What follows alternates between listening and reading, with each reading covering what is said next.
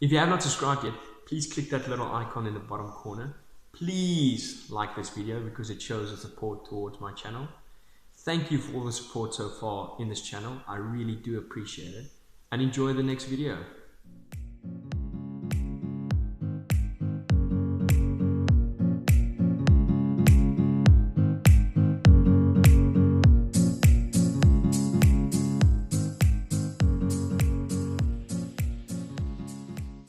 In today's coaching video, we're going to be working on 2v2 or 2v1 going into 2v2, and if you want to expand it, it can go to 3v2. But the main goal for this specific drill is that you're going to try and get your players, if you're going down here, to try and use the T-point and then play in this little area of the circle. Because in a game situation, it always happens where you have to be playing in this little circle, and to teach your players where to find spaces, and passing the ball can result into short corner opportunities or a goal. So simple enough, it's going to happen. The 2v1 is going to happen between these two. As soon as player 1 starts the ball, he's going to try and dribble towards defender number 2 to let defender number 2 engage. As soon as that happens, he's going to pass the ball to player number 2. Player number 2 is going to receive the ball. When that happens, player number 1 can now work back into this game. So a nice little 2v1 situation is going to happen here. And then it can lead into a 2v2 into the circle. So as soon as player 1 passed the ball, defender number 2 and player number 1 is out of the drill.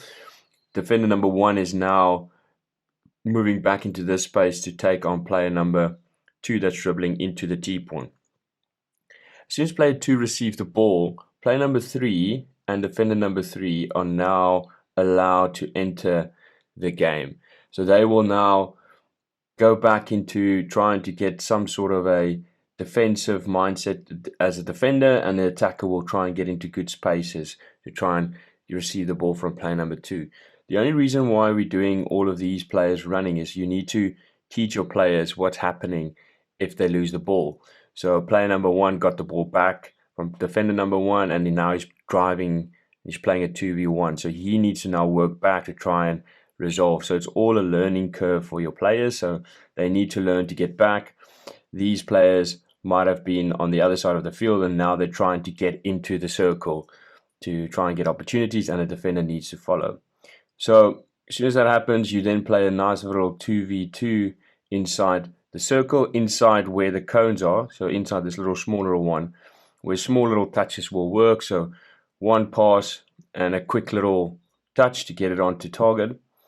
But your attackers, your goal is to try and find a foot for a short corner, or try and just get it on target and see if you can score a goal. Defenders, you need to try and force the attackers the worst possible shot angles, and just try and be as low as possible and get the ball. As soon as you get the ball, you need to try and get it out in a safe way. So rather than not hitting it out, you need to try and get into this areas as a safe path, so that from here you can now start your attack as defending as well.